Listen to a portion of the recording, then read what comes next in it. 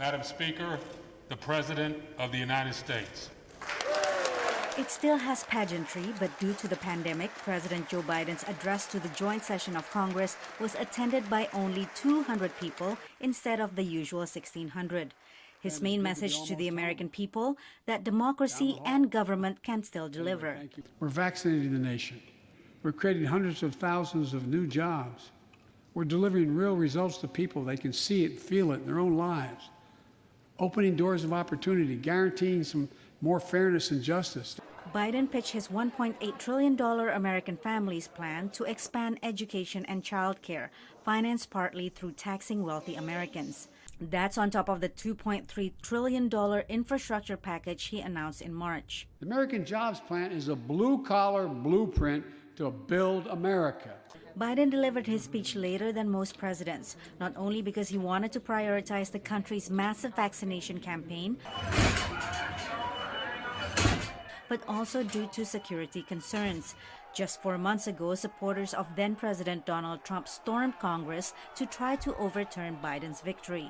The worst attack on our democracy since the Civil War. Now Biden is pitching his agenda to all Americans, including Trump supporters. He was packaging his policies as patriotic competitiveness. Who could be against that?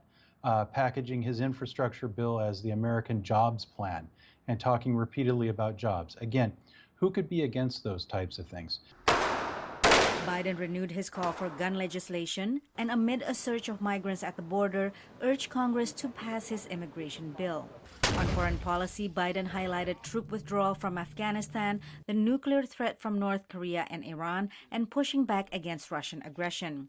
He warned that Chinese President Xi Jinping is deadly earnest about turning China into the most consequential nation in the world, and that adversaries are betting on the polarization in American society. They look at the images of the mob that assaulted the Capitol as proof that the sun is setting on American democracy.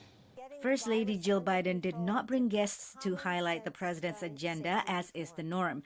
Instead, she hosted them virtually, including an immigrant nurse, a gun control advocate, and a transgender teen. Tim Scott, the only black Republican senator, delivered his party's rebuttal, playing down Biden's pandemic efforts. Thanks to Operation Warp Speed and the Trump administration, our country is flooded with safe and effective vaccines. For the first time, 2 women flanked an American president during his address to Congress, Vice President Kamala Harris and House Speaker Nancy Pelosi, second and third in line of succession, respectively, marking a historical milestone in U.S. politics.